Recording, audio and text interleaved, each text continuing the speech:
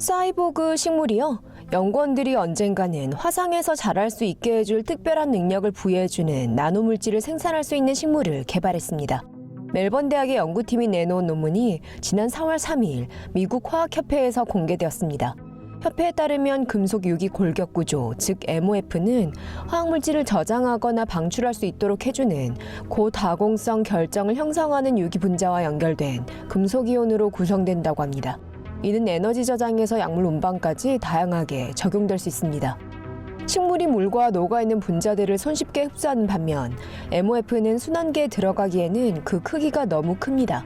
연구원들은 금속염과 유기링커를 물에 가하고 식물을 용액 속에 넣어두었습니다.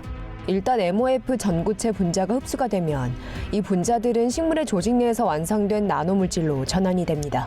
여러 실험에서 연꽃 조각의 MOF 전구체 분자가 형광을 띠는 결정으로 자라고 이는 물에서 아세톤 농도를 탐지할 수 있게 해줍니다.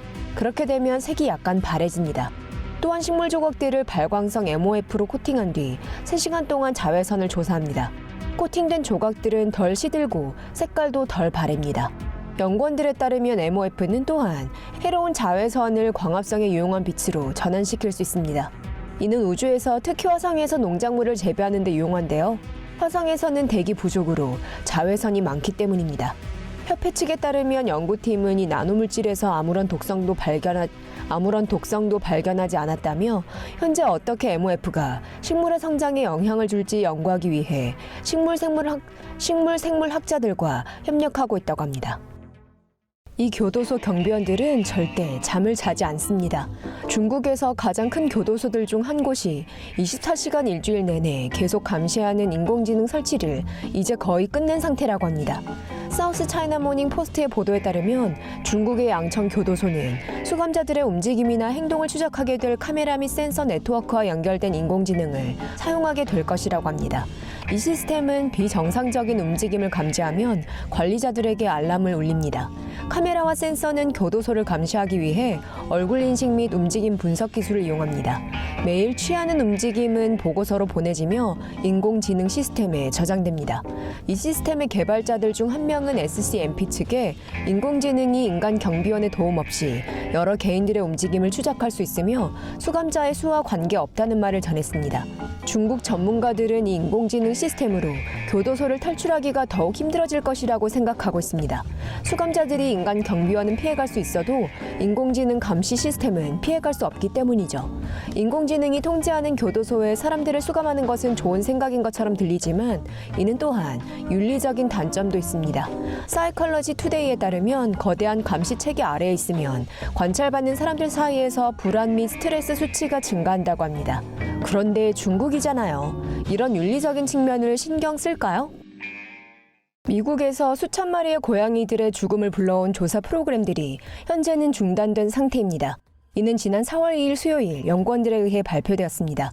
1982년 이후 벨츠빌의 농업 연구 서비스 프로그램은 음식 관련 질병 연구의 일환으로 고양이들을 톡소플라즈마증에 감염시킨 뒤 안락사시켜왔습니다.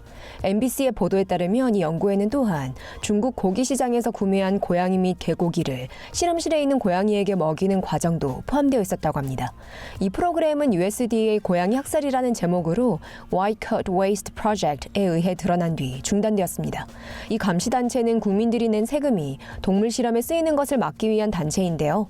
워싱턴 포스트는 전 세계 수백 마리의 고양이와 개들에게 흘러들어간 돈이 이들을 죽이고 이들의 뇌를 쓸모없는 실험을 위해 고양이에게 먹이는 데 쓰인다며 이 기관의 신빙성과 투명성의 부족을 강조했습니다. 저스틴 굿맨, 코트 웨이스트 프로젝트의 부대표가 이렇게 말했죠. 이 프로그램은 1년에 세금 중 약 6억 5천만 원을 쓰고 있다고 하는데요. USDA는 그들의 연구가 톡소플라즈마증 기생충 관련 질병을 미국에서 무려 5%나 낮추는 데 도움이 되었다고 인정했습니다. USDA 측은 이 프로그램의 종료를 발표했지만 고양이 학살 만행 관련에 대해서는 언급하지 않았습니다. 누가 이 아이의 아빠죠? 이 쌍둥이 형제들 중 한 명도 털어놓기를 원치 않습니다. BBC의 보도에 따르면 이 쌍둥이들은 브라질 출신으로 누가 아이의 아빠인지 인정하기를 원치 않는다고 합니다. 그래서 이들은 자녀 양육비를 내는 상황에서 빠져나올 수 있었습니다. DNA 테스트가 진행되었지만 쌍둥이였기 때문에 그 결과는 결정적이지 못했습니다.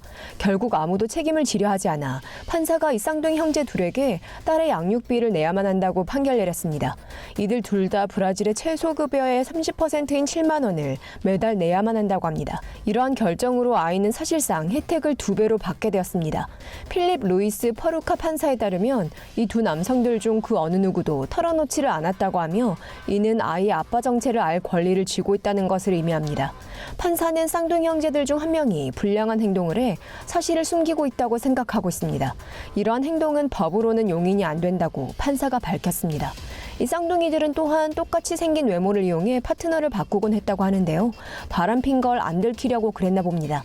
판사는 이후 이 쌍둥이 형제 둘의 이름 모두 아이의 출생 증명서에 올리기로 결정 내렸습니다.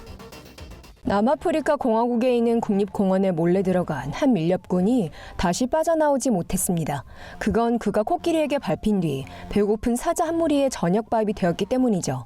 레타바 헤럴드에 따르면 경찰이 크루거 국립공원 바깥에서 목숨을 부지하기 위해 도망간 밀렵꾼 4명을 붙잡았다고 합니다. 밀렵꾼 5명은 멸종위기에 처한 코뿔소를 사냥하려고 한 듯한데요. 화난 코끼리가 달려드는 바람에 한 명이 6피트 아래로 떨어졌습니다. 공원 관리자들이 코끼리 공격에 대해 알게 되었고 이 남자를 찾으러 출동했습니다. 며칠이 지나서야 시신의 위치를 발견했는데요. 그러나 많이 남아있지 않았습니다. 사자 한 무리에게 저녁거리가 되었기 때문이죠. 공원 관리자들은 이 남자의 옷자락과 훼손된 머리통을 발견했습니다. 이 공원 관리단 대표인 글렌 필립스 씨는 사람들에게 크루거 국립공원에 들어가는 것은 불법이며 그닥 현명한 행동은 아닙니다. 많은 위험이 도사리고 있죠. 이번 사건이 그 증거입니다. 라고 말했습니다.